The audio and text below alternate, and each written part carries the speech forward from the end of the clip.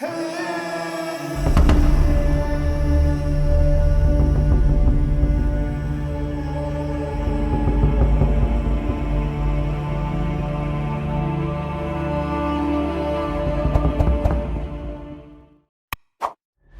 pemirsa yang dirahmati Allah, kali ini kami akan menceritakan sebuah kisah. Kain kafan Abu Bakar. Pada suatu hari, Rasulullah Shallallahu Alaihi Wasallam pernah dalam sebuah khutbah mengatakan, sesungguhnya Allah memberikan tawaran kepada seorang hamba antara dunia dan apa yang ada di sisinya. Ternyata, hamba itu lebih memilih apa yang ada di sisi Allah. Abu Bakar As-Siddiq menangis. Para sahabat yang lainnya pun heran. Hingga akhirnya diketahui bahwa hamba yang dimaksud Nabi itu tak lain adalah Abu Bakar.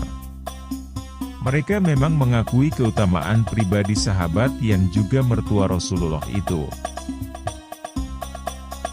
Dalam kesempatan lain, Nabi menyebut, orang yang paling besar jasanya dalam persahabatan dan kerelaan mengeluarkan hartanya adalah Abu Bakar. Andai saja aku diperbolehkan memilih kekasih selain Robku, pasti aku akan menjadikan Abu Bakar sebagai kekasih. Tapi cukuplah antara aku dengan Abu Bakar, ikatan persaudaraan dan saling mencintai karena Islam, kata Rasulullah. Sayyidina Abu Bakar termasuk kelompok orang yang paling awal masuk Islam. Dengan kata lain as-sabiqunal awalun. Selain loyalitasnya yang sangat tinggi terhadap Rasulullah, ia juga dikenal sebagai sosok yang amat zuhud dan punya keistimewaan lebih dari para sahabat lain. Reputasi di mata Nabi dan sahabat-sahabat inilah yang membuatnya dipercaya mengemban amanat sebagai khalifah pertama selepas Rasulullah wafat. Banyak pelajaran yang bisa dipetik dari kehidupan Sayyidina Abu Bakar.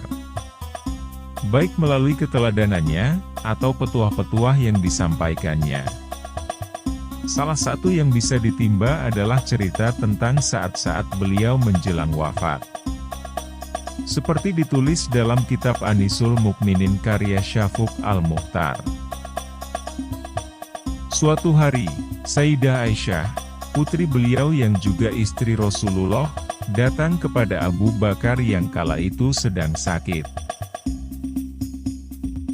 "Wahai ayah, bagaimana bila aku panggilkan dokter?" tanya Aisyah. "Ayah sudah ditangani dokter," jawab Abu Bakar. "Lalu apa kata dokter?" tanya Aisyah penasaran. "Ayah boleh melakukan apa yang ayah inginkan." Pernyataan dokter semacam ini menunjukkan bahwa sakit Abu Bakar cukup parah dan mendekati kematian.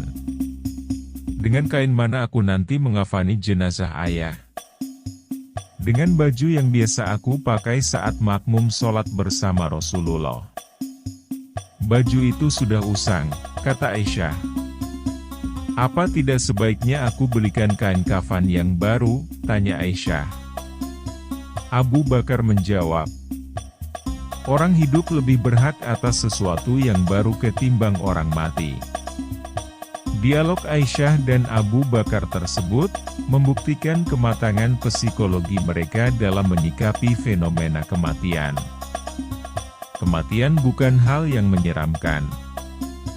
Mati pasti terjadi, sebagai jembatan berjumpa seorang hamba kepada Robnya. Lalu mempertanggungjawabkan apa yang manusia perbuat selama di dunia. Pilihan Abu Bakar, agar dikafani menggunakan baju lusuh, yang biasa dikenakan saat sholat berjamaah dengan Nabi, mengesankan setidaknya dua hal. Pertama, kecintaan beliau yang begitu mendalam terhadap Rasulullah. Kedua, bukti kebersahajaan Abu Bakar yang istiqomah, saat hidup hingga maut menjemput. Yang paling menarik adalah saat ia menjawab tawaran, Aisyah yang hendak membelikan kain kafan baru. Ia menampiknya dengan alasan bahwa barang baru hanya layak untuk orang hidup, bukan orang mati. Pernyataan yang terakhir ini sejatinya bukan sekedar penolakan, melainkan pula pesan, untuk mereka yang masih hidup, bahwa gemerlap duniawi tak lagi relevan, ketika jasad seseorang sudah tertimbun di dalam tanah. Wallahualam.